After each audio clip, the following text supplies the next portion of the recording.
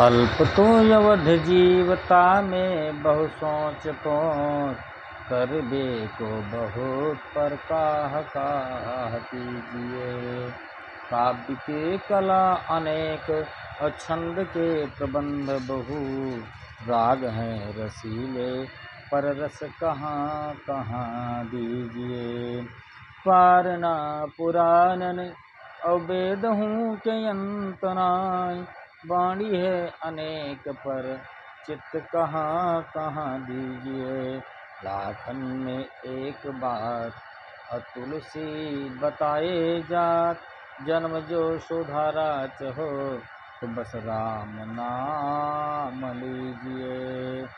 जन्म जो सुधारा चहो तो बस राम नाम लीजिए।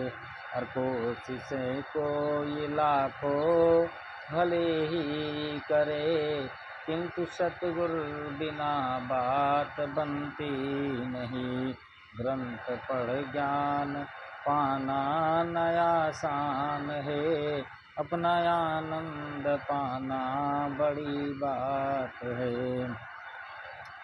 तन को बुलाना सरल है, मगर मन को निर्मल बनाना बड़ी बात है। और यदि आपकी पत्नी आपकी आज्ञा का पालन कर रही है, आपके बेटे आपकी आज्ञा का पालन कर रहे हैं, घर में किसी प्रकार की कोई दिक्कत नहीं है, सुख संपत्ति निवास कर रही है, घर में हर प्रकार की आपकी आज्ञाओं का पालन हो रहा है, तो आपको भगवान याद नहीं आएंगे। भगवान कब याद आते हैं? भोग रहित भाग जाना स्वाभाविक ही है, भोग तज भाग जाना बड़ी बात है। जैसे श्री विश्वामित्र जी महाराज को देखा जाए तो एक राजा की गद्दी पर बैठे थे, एक राजा थे, लेकिन जब वैराग्य उनके अंदर आया तो राज्य को छोड़ करके उन्होंने वैराग्य धारण कर लिया। और ऐसा वैराग्य धारण किया कि विश्व के मित्र बन गए, और आज पुराण शास्त्र वेद तक उनको गाने लगे। उनका गायन पूरे संसार में, उनका यश पूरे संसार में फैल गया। तो जब व्यक्ति कर्जा हो जाता है तो कर्जा हो करके संत हो जाता है, या किसी से विवाद हुआ तो वो संत हो गया, अथवा किसी प्रकार की कोई बाधा आ गई तो संत हो गया, पत्नी मर गई तो संत हो गया, बच्चे ने भगा दिया तो संत हो गया। किंतु जब हर प्रकार की घर में सुविधा हो, संत हो जाए, हर प्रकार की सुविधा हो जाए है घर में, अब वो संत हो जाए। इसलिए पंथ में देश में हाय पल देश में, चित्त रहता फंसा रागयन बैस में। दिल किसी का जलाना सरल है, मगर दिल किसी का जलाना सरल है, मगर ज्ञान दीपक जलाना बड़ी बात है। बन विद्वान विद्या के अभिमान में, बन विद्वान विद्या के अभिमान में, अपने मत को चलाना असंभव नहीं।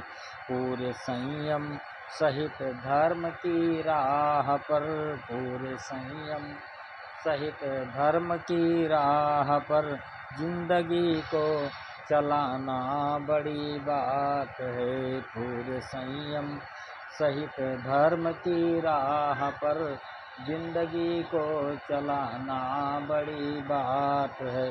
कोशिशें कोई लाखों भले ही करे, किंतु सतगुरु बिना बात बनती नहीं।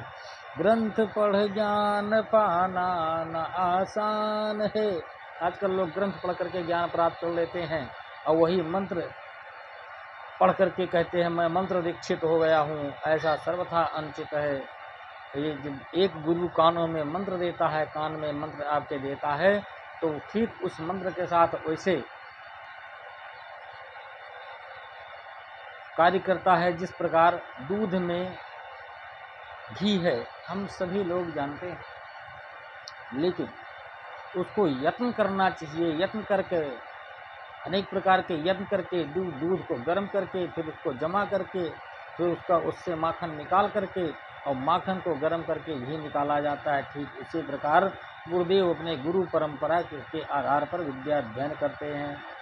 उसके बाद गुरु के द्वारा दीक्षित होते हैं, गुरु के द्वारा बताए हुए सन्मार्ग का अनुसरण करते हैं, उसका एक एक अनुकरण करते हैं, अनुष्ठान करते हैं, मंत्र को जप करके जब सिद्ध कर लेते हैं तब वो जा कर के किसी के कानों में मंत्र देते हैं, तब वह मंत्र कार्य करता है।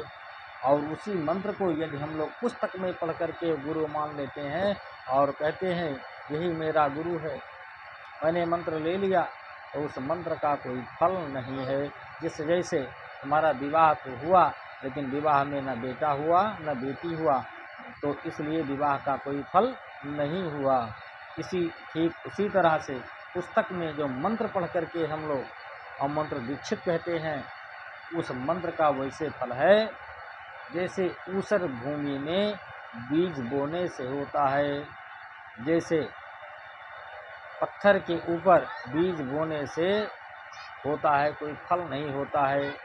जैसे किसी भी नदी में पाखाड़ नौका न तरती न तारे, पत्थर की नाव न कभी तैरती है और न किसी को तारती है। इस तरह जीवन में गुरु की आवश्यकता है। इस ग्रंथ को पढ़ करके ज्ञान प्राप्त कर लेना और गुरु के सानिध्य में रह करके ज्ञान प्राप्त करना, शिक्षा प्राप्त करना अंतर होता है, दोनों अलग अलग विषय है। गुरु से जो ज्ञान प्राप्त होता है वो अमोघ होता है, और जो स्वयं गुरु बन करके विद्या अध्ययन कर करके ग्रंथ पढ़ करके ज्ञानी बन जाता है वो अल्पज्ञ होता है, वो मनमुखी होता है, वो गुरुमुखी नहीं होता है। इसलिए सदैव गुरु के सानिध्य में ही रहना चाहिए। बोलिए सद्गुरुदेव भगवान की जय।